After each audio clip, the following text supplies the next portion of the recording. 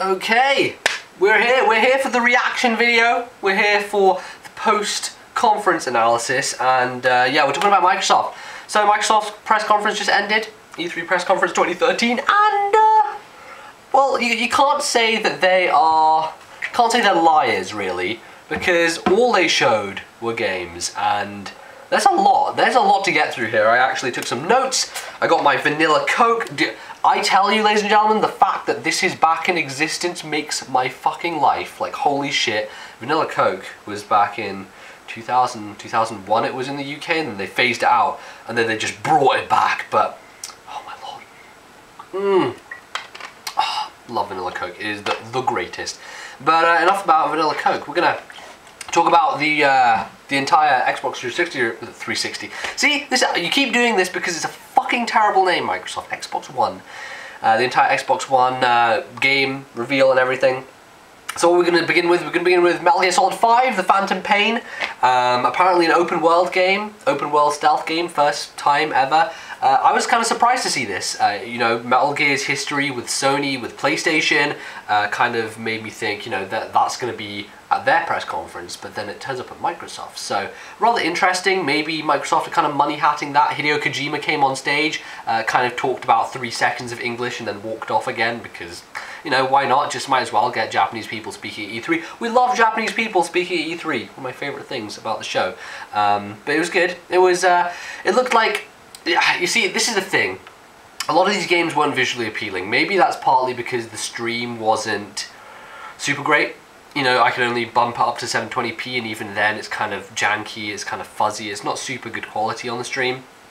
So I can't really tell how good these games look, but, you know, I was expecting, oh, I don't know what I was expecting, but really, like, with this next generation, there's not really a huge leap. Like, you can't really go above 1080p because you know, technology hasn't reached that cap yet. There's no 4K televisions, you know, available mass market. There's not kind of that technology widely in people's homes right now. So you can't really go to that extent. You've got to deal with the technology you currently have. And unfortunately, going from HD to a little bit better HD isn't really the same wow factor as you got from like PS2 to PS3. Like, there is a clear defined jump from PS2 to PS3. I don't see like the real difference here visually. So Phantom Pain, I'm not really interested because I'm not really a Metal Gear fan. I don't really like stealth games in general, not really a fan of that kind of gameplay, so looks cool, but it is a multi-platform game, so it's going to be at, you know, it probably won't be at the Sony press conference because they did the exclusive kind of reveal trailer here with gameplay, but it's going to be on PS4 anyway, so whatever. Next we've got some more news on some 360 games, because apparently 360 isn't dead yet. They're going to complete support of that and continue to support it. You know, the PS2 still has FIFA games coming out for it, so goddamn, 360 is probably going to last for quite a long time, especially, you know, given the price point, which we'll talk about later. I'm not sure how many people are going to be early adopters of the Xbox One. But 360, a new version of 360 revealed, looks very similar to Xbox One in terms of design. You know, it's still standing upright as the normal 360 does. But they have this kind of promotion with it, which is like PlayStation Plus, which is like every month you get 2 free games, but different to PlayStation Plus, you get to keep those 2 free games. So fewer games, but you actually get to keep them for yourselves. You don't have to give them back once your subscription ends or anything, which is really kind of cool. So I think the first games available are Halo 3 and Assassin's Creed 2, both really kind of old games, but, you know, it's a nice thing for like the few people who don't own Xbox 360s, like me. But I just bought a PC and I can play games on that, so really not bothered. I'm not going to buy a 360 anytime soon, so that's about that. So yeah, new 360, they said they're going to keep supporting it, etc. Then we had World of Tanks. World of Tanks, if you don't know, is one of the biggest online games in the world right now. I think it's really popular in Russia, and that's like where the main player base is. It's a very European-centric game in general. And it looks cool. I guess it's exclusive to Xbox One, so there won't be a PS4 version of it. You know, lots of online, it is an online-based game, so that's how it works. I'm not sure like if it's like an MMO kind of thing, but you just go around in tanks and you shoot shit. So I guess people like shooting shit with tanks. It's up to you. Do you like shooting shit with tanks? Let me know in the comments! Do you like shooting shit? I don't know. That's a stupid comment question. Do you like shooting shit with tanks? Of course. Who doesn't like shooting shit with tanks? Come on, guys. So that was that reveal. And then we have Max the Curse of Brotherhood. So there are two new games they were revealing for Xbox 360. So these are more titles. Max the Curse of Brotherhood, which is an indie title. Looks like some kind of platformer, which I thought involved Kinect because there was some kind of moving going on with like some pen. So I thought it was like kind of motion to interact with the environment as your 2D platformer goes along. But I'm not quite sure if that's correct or not, so correct me in the comments if I'm wrong on that, but it looked cool. It looked like kind of fun and jumpy around and very cartoony, so, you know, cool new indie game. I'm not complaining. And then we of course had Dark Souls 2, first trailer for that. I know a lot of people are big fans of the Dark Souls and Demon Souls franchise in general, so yeah, that one's big. That's obviously multi-platform as well, and it'll come to PC too, so it's not like it's a huge exclusive on Microsoft's end, but it's nice to get that trailer going and to get, you know, people excited about it. So I'm glad that's there. I actually got Demon Souls on PlayStation Plus for free the other day, so I'm kind of interested in trying Demon Souls out, seeing how I like it, and then maybe trying out Dark Souls if that's the case. Could be cool. But I know those games are fucking hard as balls, so I might come to the point of frustration with it. Who knows? Next up we have Ryse, which really cool game actually. The first game that kind of piqued my interest in the press conference, which is basically like a third-person Roman action adventure where you play as a soldier who is a not gladiator. He's just like a centurion, a Roman centurion, and he's going around with his sword and he's fucking slicing people to bits. There's lots of blood, there's lots of gore, and there's lots of quick time events, which not really feeling that honestly. It's like press X to stab in brain, press Y to cut off limb. You know, I don't know, the combat didn't look that appealing to me honestly. It wasn't very interesting because it's just like, oh, press buttons to swing and then we're just going to quick time event to when you kill them. So it's like, could have been something a bit more interesting. Maybe I have time to develop that and work on it. I'm sure they do, so could be cool in the end, and that is playable on the show floor, so I'm sure there'll be loads of impressions of it, how it plays and what it looks like, because you can't really get a good idea of how good things look on the stream, as I said before.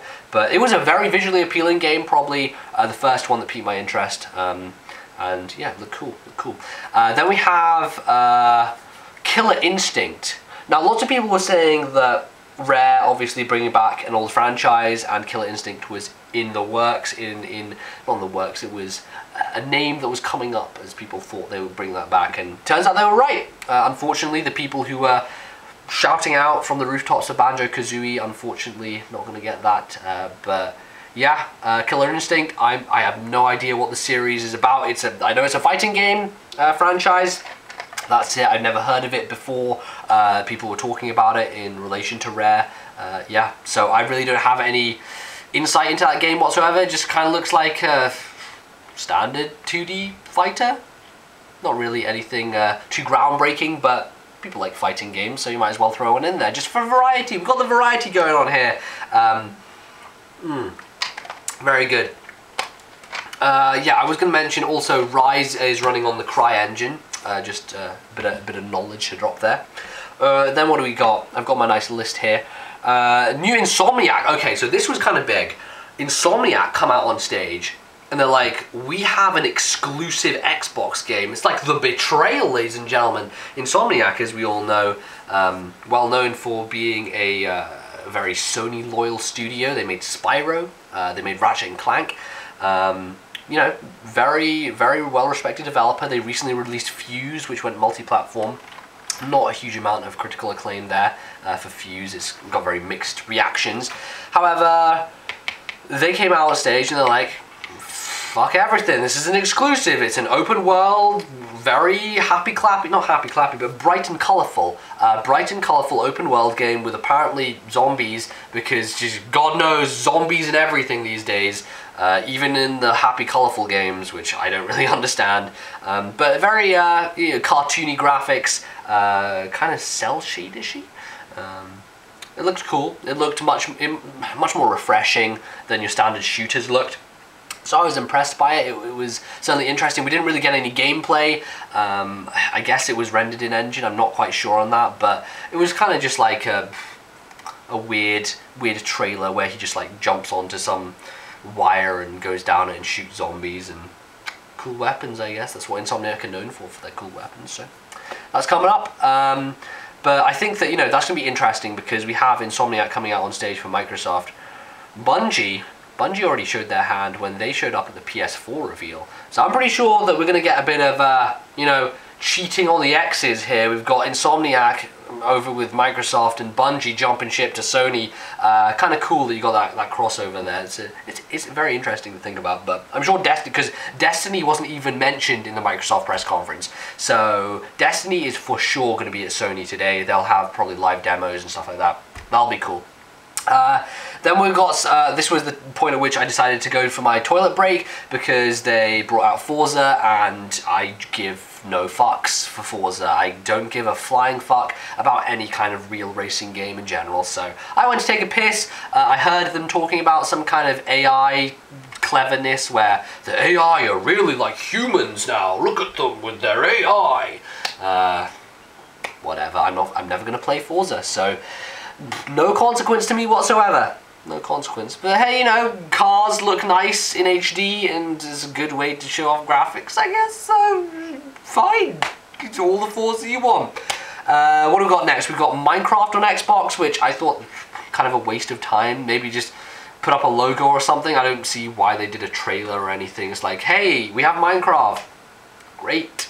Still better on PC, so I really don't understand that announcement. That's just, you know, I guess it's more for mainstream media being like, oh, by the way, this has Minecraft too, so all the kiddies can go and buy it. But, you know, let's be honest here, Minecraft doesn't play very well on Xbox. It just doesn't work with the controller. I don't like it with the controller.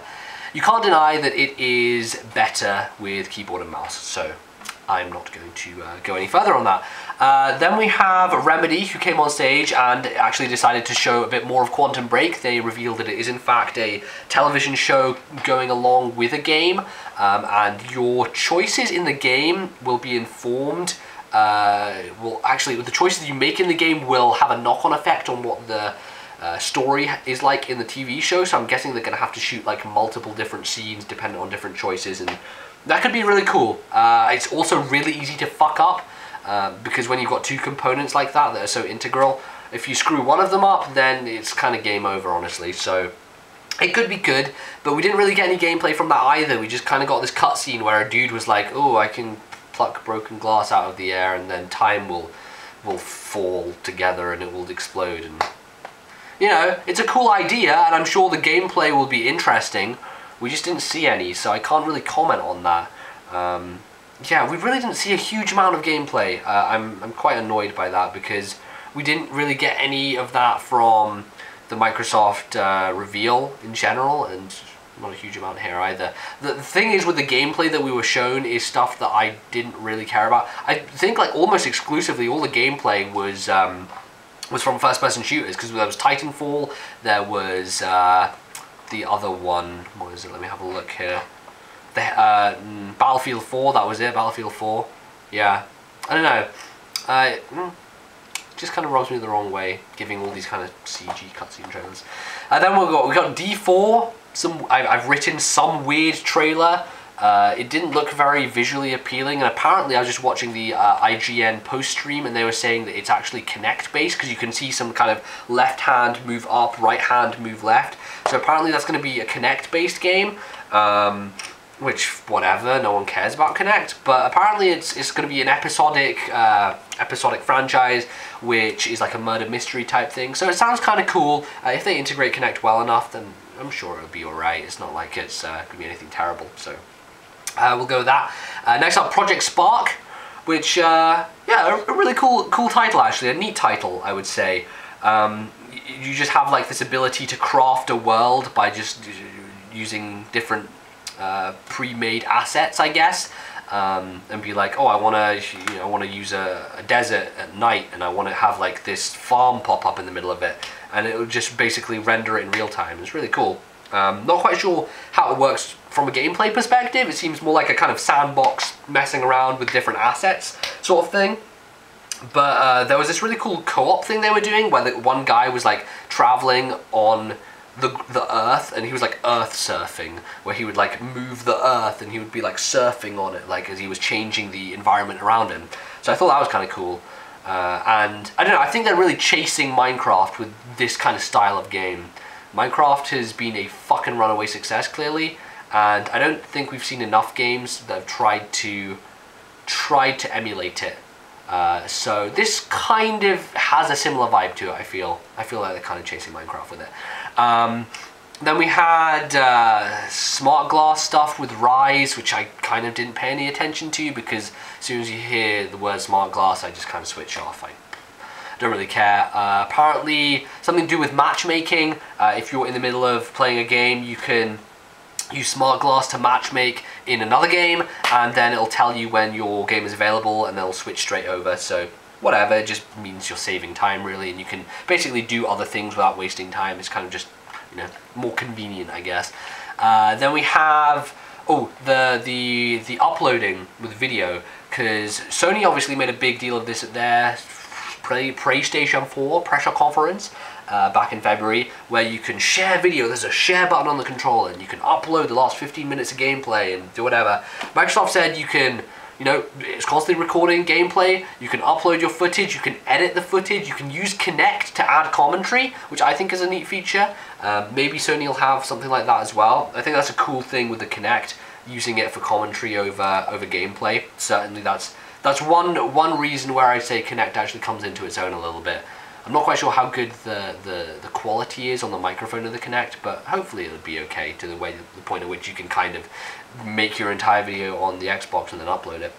It'd be cool. You know, most professional video makers aren't going to use this, because using external capture devices and programs like Sony Vegas are much better quality and just higher production value. So it's not really appealing to the YouTuber in essence, but you know, your casual gamer who's like, yeah, I want to upload something, might as well.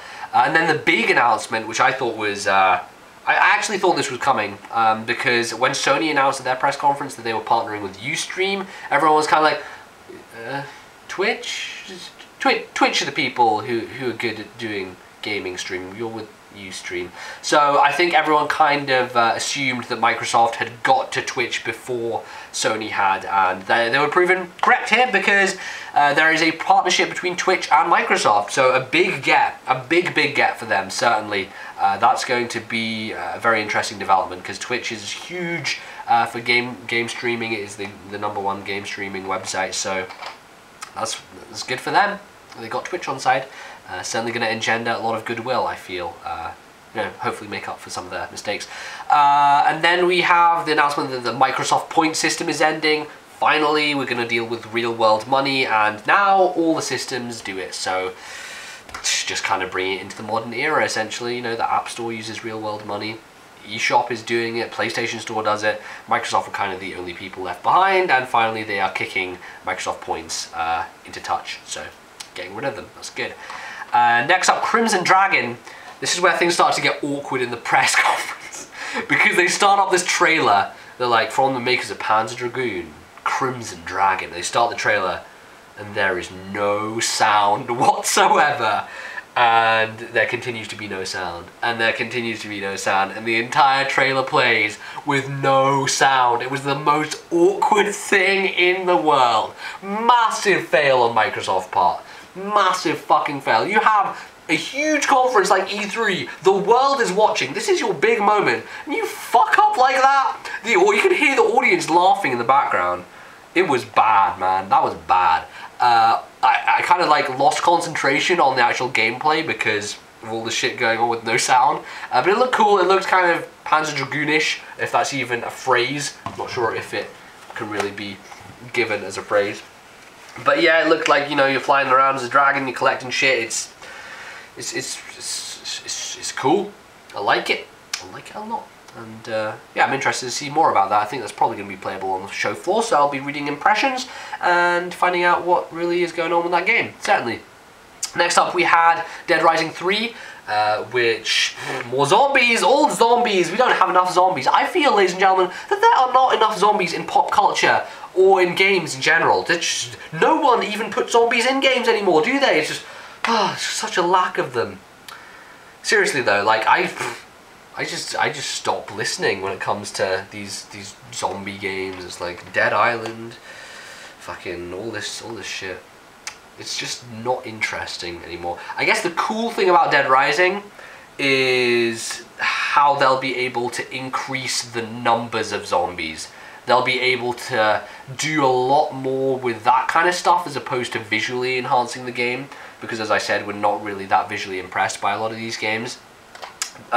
So the real next-gen moment with that game is like, wow, there are like 700 zombies on screen, all fully rendered and all like, not intelligent obviously because zombies are fucking stupid, but all with individual behavior patterns. That's the cool thing, I feel. That's the cool thing about a zombie game going forward, is behavior and AI behavior and just rendering loads and loads and loads of loads of zombies on screen at once. So that's probably where we're going with that. Then we had Witcher 3. I've never played a Witcher game, but I've heard that the Witcher 2 is fucking fantastic. It looked cool. It looked very, very interesting. I do have obviously PC now, so I could go and play The Witcher 2, try that out, and if I like it, then you know, maybe I'll get The Witcher 3. Doesn't mean I have to buy an Xbone to get it though, does it? Because it's going to be out on PC and PS4 as well, so not really an exclusive to the system. So that's a game I'm interested in, and I don't have to buy an Xbox to really get that experience. Get that experience. So it looked cool, and I'm standing by that series. Yep, I'm pleased with what I've seen. So then we had Battlefield 4.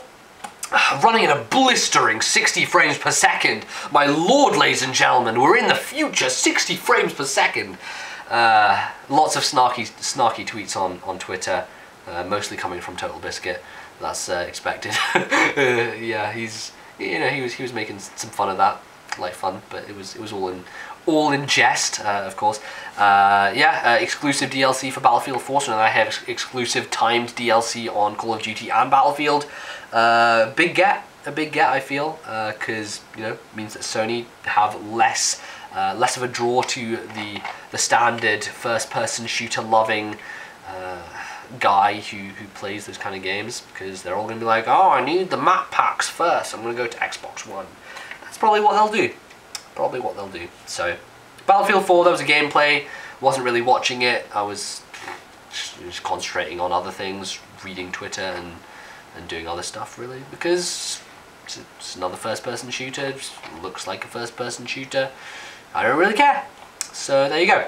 Then we had a new indie game called Below. It looked very interesting, actually. It's like a top-down kind of action RPG. Very kind of Zelda-esque in terms of like A Link to the Past and the original Zelda top-down action RPG. And I like that they're showing a lot of these indie games. But I do feel that Sony are going to have a much stronger showing just because of the way that they've courted indies better and that it's self-publishing and everything. But they had a few cool indie games here, and this was one of them, so I'm glad to see it there, and I'm pretty sure it's an exclusive as well, so good on them for having that. Black Tusk Studio show off this mysterious game for which there is like a weird trailer of a guy going down a building and then jumping in a room, and we go inside his gun, and then that's it. So I don't know why they showed that, honestly. It's just like, it didn't even tell us anything. So, hey, it was cool, it was visually appealing, but we don't know what the fuck it is. So thanks, Microsoft. Thanks for a random tech demo, which wasn't even a demo. It was just like, here is some nice graphics. Just moving on. And then we have, obviously the big one, new Halo. They didn't explicitly say Halo 5. There was no logo which said Halo 5. It just said Halo. And it looked very cool. Master Chief walking through the desert. The start of that trailer, everyone on Twitter was like, and now Xbox has the exclusive follow-up to Journey 2! Because of all that sand, it looked a lot like Journey. But then of course you got Master Chief walking across the sand, and a massive fucking mech comes out the ground, and it blows back his hood, and it's revealed! New Halo. So, That's one that will get everyone happy because lots of people like Halo. Again, it's another first-person shooter franchise. I don't give a fuck. So, look, I'm not bashing any of these games. I really am not. It's not my arena. It's not my personal taste. I don't care for any first-person shooter in general across the board. And that's what Microsoft do. Microsoft do those best, and lots of people love them, and lots of people will flock to that system because of them. Not my jam, so... very good games shown, but, not for me. Then we have the price and date. November. Surprising no one ever. And then the price. $499 US. It's a lot. That is quite a lot. I think that is a lot more than people were expecting. I think people were gunning for the $400 mark, maybe a little lower, and then they come out with 500 bucks. It's a lot of money, and if PlayStation is priced similarly, not a lot of people are going to drop $1,000 this holiday to get both of them. So you're going to have to choose sides. It's going to have to go that way because that's a lot of money. It's £429 in the UK as well. Ugh, we get screwed, man. We get screwed on pricing, as always. Not good. So, I guess I'm glad that I didn't really have any appealing games on the conference that kind of talked to me, because it means I don't have to spend all that money on one, which is great. It means I don't have to waste my money. I'm glad about that. But the final reveal was Titanfall, which is the big Respawn Entertainment game. If you don't know, Respawn are a company formed by ex-Infinity Ward developers. Infinity Ward, the people behind Call of Duty, or at least like every second Call of Duty, because Infinity Ward and Treyarch kind of go back and forth on Call of Duty. Infinity Ward, right, so apparently I filled up my memory. I was talking about Titanfall. Titanfall, what was I saying about it? I didn't really say anything at all, honestly. It's coming out spring 2014. Actually, of all the first-person shootery-pootery games, that was probably the most interesting one, just because of fucking giant mechs. You just hop in mechs and you shoot people. You just shoot mechs. It's like tanks. Just shooting people with tanks, shooting people with mechs, and I again can't really get a good grasp on how visually stunning it is. But I'm sure that it looks good. It's just the stream quality really that doesn't really help with that. But hey, that was that. That was Titanfall, and then they would just like drop the mic, let's go. That's it, and that was the end of the conference. So a very game-filled conference, and Microsoft did not lie whatsoever when they were like, look, we're getting the boring shit out of the way at our reveal. E3 is games, games only, games. There was like over 20 titles revealed. So really big announcements. I think they've set themselves up nicely. The only thing is that this stuff about used games, this stuff about DRM and the online functionality is not going to go away. People are not going to forget that, and that's still a problem. So as great as the games were, as many and as varied as they were, I still don't think that they're going to have a good time in the marketplace if these restrictions remain. And also, if Sony come in and they're like, bitch, we got PS4s for $250, it's game over. Like, holy shit. Obviously, 250 is a ridiculous number, but even if Sony come in at like $399, it's a big gap. That is a large gap. If they're both releasing at the same time, it's gonna be tough. It's gonna be tough for Microsoft to come back from that if that's what happens. And hey, we'll see how they do it. We'll see how they handle it. But thank you very much for watching. Leave all your reactions. What did you think of the Microsoft press conference? Tell me down in the comments. I'll try and respond to you guys if you have any questions. And obviously leave a like if you enjoyed this video. I'll be back with a Sony reaction video. I probably won't post my Sony reaction video until tomorrow because of course Sony's press conference is happening at 2 AM UK time. So I'm going to be pretty damn tired by the time that finishes. I don't want to be recording at 4 AM on camera. I will look pretty bad, so I'm going to wait until tomorrow. I'll do Sony reaction video tomorrow morning, and then of course we have Nintendo's press conference tomorrow as well, and I will do my reaction video after that also. So that's gonna be that. Thank you very much for watching, guys, and I will see you in the next one.